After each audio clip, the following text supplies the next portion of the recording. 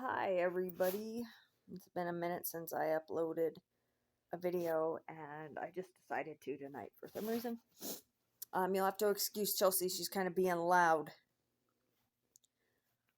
So I guess this is going to be a gastric bypass video and it's going to turn into a lot of other things. So for starters, I had my gastric bypass May 8th of 2019 at Sanford Medical Center in Bismarck, North Dakota under Dr. Bree Dewing.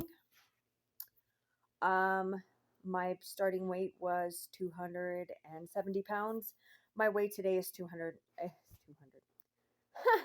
200. No, 115 pounds for 155 pound weight loss. A lot's happened. I haven't documented much, and I'm really, really sorry. A lot's happened since I moved to Colorado in March. I had to have an emergency surgery the 8th of June because they found out I had a small intestinal blockage that was from adhesions from the gastric bypass. Not only that, there was a second one where my small intestine had twisted on itself and kinked itself off. They said the one from adhesions I had had since probably 10 days after my surgery and had everything to do with the fact that I had thrown up for the past 2 years. And the doctor said I was severely malnutritioned and he was severely concerned, and if I didn't start to gain any weight that I was supposed to go back to him because they were going to put in a feeding tube or something because it was that bad. When I went in to have my surgery the 8th of June, I only weighed 104 pounds. So that tells you I've gained 11 since June 8th. Thank you, God, because couldn't handle myself being that small. You can see my face is really, really changed since the beginning when I started my videos. I'm down here in Colorado, northern Colorado. It's such a beautiful place down here. I'm doing travel nursing, and I work anywhere from 20 hours a week to 65. Just kind of depends upon my schedule. I'm still doing protein shakes. I eat anything and everything I want, and you know what? You can go ahead and say whatever you want to me, but I'm actively trying to gain weight because I was severely malnutritioned. Severely. So I'm actively trying to gain weight. I eat whenever I want, however much I want. I don't count calories anymore.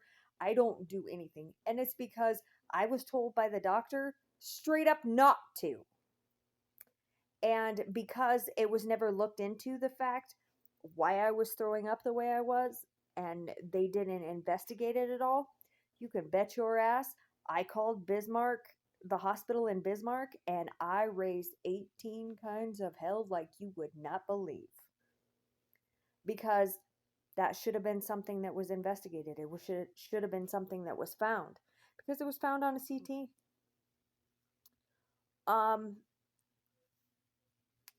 So now that I'm up to 115 pounds and I'm starting to feel better, um, I have I had put in for a consultation with a plastic surgeon at the Medical Center of the Rockies in Colorado, here in Colorado. It's kind of funny because the plastic surgeon that I'm seeing was actually my first breast cancer surgeon, plastic surgeon, Dr. DeBell, at a Sanford in Bismarck. He actually was a professor at the University of Wisconsin. And the plastic surgeon that I have down here that is going to handle my tummy, and we're going to switch out my implants as well, he was one of his students. How funny is that? Small world. So, this new plastic surgeon, I went to go in and visit him. They put everything through insurance. Insurance covered everything 100%.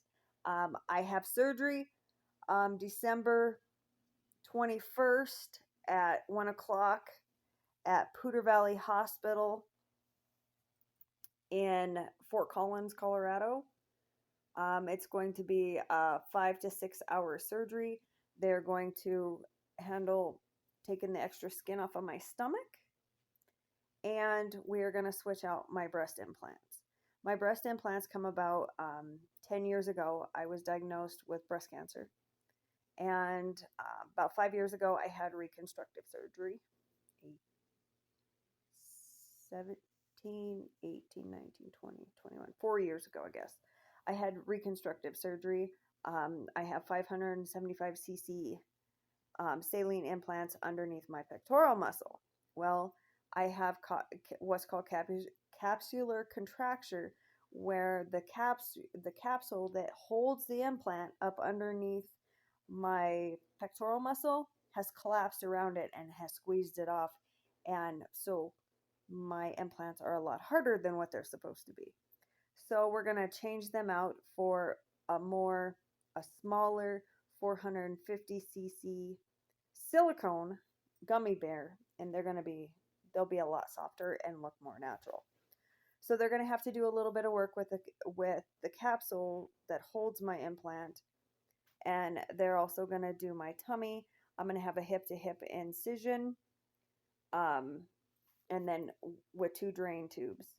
I will be out of work for probably about 2.5 weeks, as long as once they take the drains, as long as I'm bound, I can drive, I can go to work. That's the awesome thing about being a nurse. And I do hospice. So I take care of people who are in transition, you know, that are passing. Either they have cancer or something like that. Most of my patients that are hospice have some form of terminal cancer, and I'm just their nurse. Usually, if there's any kind of lifting or anything like that, I don't do that anyway. There's other people that does that. I just handle meds and comfort cares and that sort of thing. Anyway, life is really, really good down here. I make better money than what I ever did in North Dakota. And I'm a whole lot happier too. You can tell I'm pretty teeny. 5'2" and weigh 115 pounds. I'm pretty teeny. The attention thing, there's a lot of body dysmorphia still. I stand in front of the mirror in the bathroom, and I move my tummy around, and I'm really looking in the mirror. I can't figure out how I could be any smaller than what I am right now. My jean size is a size 3 to 4. I was a size 6 in March when I moved down here. So I'm a size 3, 4. My 3s in June, my 3s were way too big. I had to wear a belt with them. I probably should have been in a size 2. And I have a feeling that once this next surgery happens and my body heals towards spring, I probably will wear a size 2. My tank tops and things like that are all size small, extra small. My uniform pants for my scrubs are an extra small, and they are too big. They are too big. My extra small shirts right now are too small, and it's because of my implants. Once we go down in size with my implants, then my scrub shirts will fit. Funny how that works. I've never been this small in my whole life that I ever remember.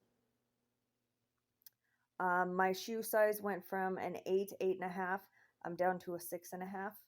I'm getting ready to go buy boots because I decided to take a motorcycle safety course. And I'm looking at a Harley Davidson 883 low, or a hugger as they call them. I'm looking at a sweet looking little motorcycle.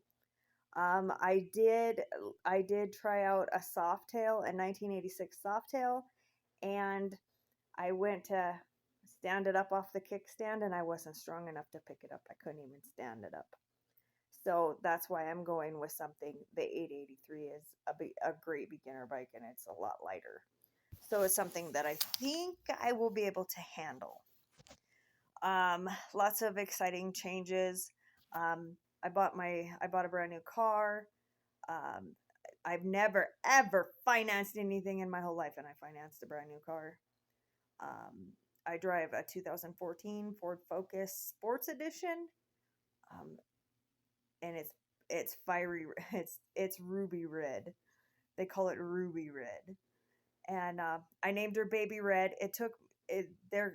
Everything that deals with titles and registrations and whatever down here is so backed up because everything is still closed for COVID. It took me like 5 months to get the title for my car to even plate it. It was horrible. Nothing like paying $11,000 for a vehicle that you can't plate because they don't have a title for it yet. It's in limbo. But I got it the 1st of October and finally got her plated and whatever. She has Colorado plates. Little Miss is doing really, really well. Kind of, sort of. She has some weight issues too, but she's not very receptive right now. She will be eventually, but she's not ready yet. She turned down a full ride scholarship to University of Colorado at Fort Collins for veterinary medicine. She decided that she would like to take a year off, and I'm not exactly impressed with that.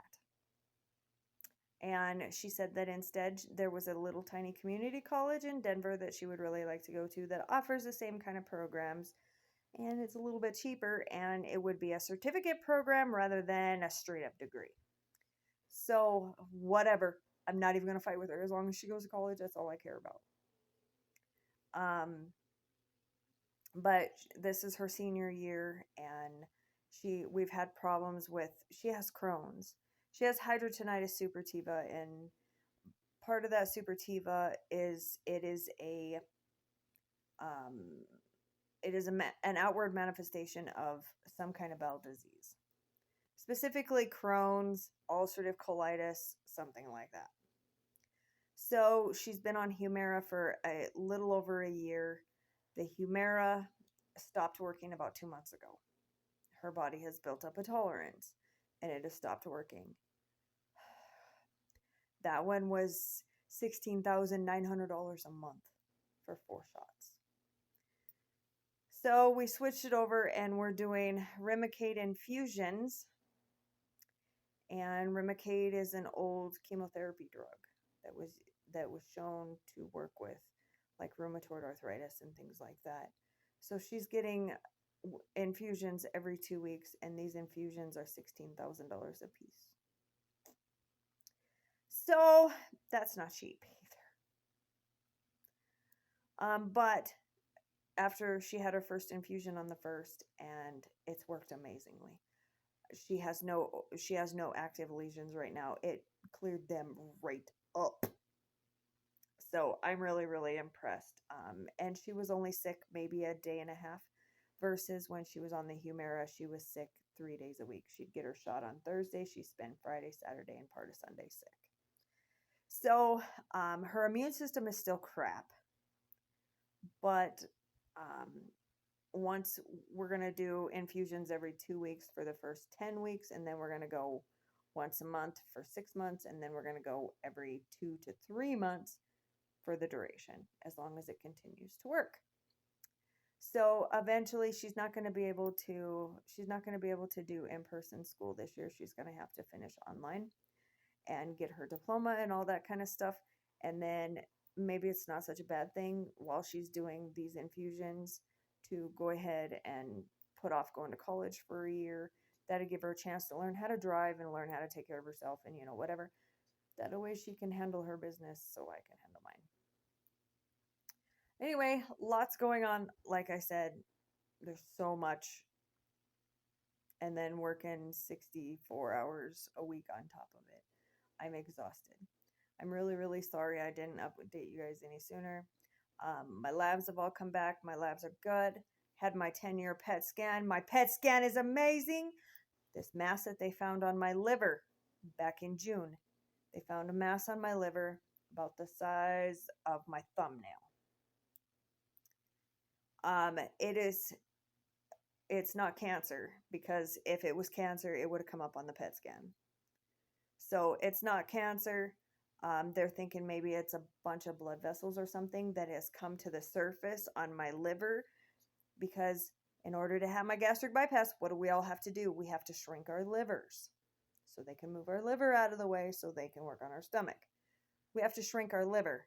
Well, I shrunk my liver enough, that these blood vessels and blood veins popped up, and they found them. There's also a mass on my left adrenal gland on top of my kidney. It is currently 1.6 centimeters. They don't want it above a 2, and it does not glow, so it is not cancer either. My PET scan come back perfectly clean. 10 years. So, the surgery date, the 21st of December, is a huge it's a huge marker in my life. The 21st of December, almost 18 years ago, when I went into labor the first time with my daughter. She decided that she wanted to come early, and I started having contractions, and they put me to bed the 21st of December, a couple days before Christmas. The 21st of December in 2006 was the day my divorce was final. And the 21st of December 2011 was when I decided, instead of doing chemo and radiation and having an 80% chance of losing my breasts and losing my life to breast cancer within a 5-year period, I wanted a bilateral mastectomy and to get it over with. So the 21st of December is huge mile markers in my life. And finally, we're going to do my tummy tuck, and we're going to take my tummy skin off. We're going to redo my implants, and it's a new going forward 15 years later. 15 and 18 years later. It's funny how that works. So I think that's about all I have for you guys right now.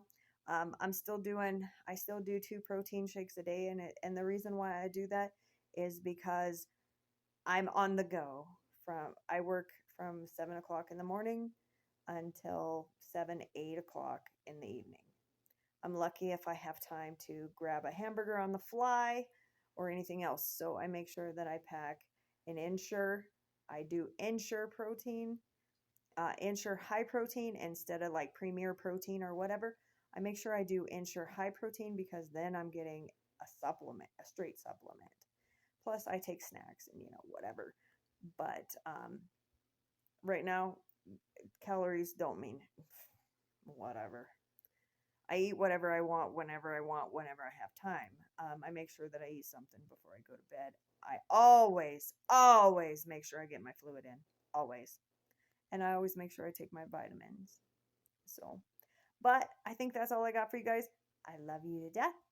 Hope this finds you well. As soon as, within a couple of days of having my tummy done, whenever I can start looking at things and whatever, I'll make a video and I'll show you what my tummy looks like and how that went. So I'll talk to you soon. It's coming up on the holidays. Happy holidays from our house to yours. We love you to death. See you soon.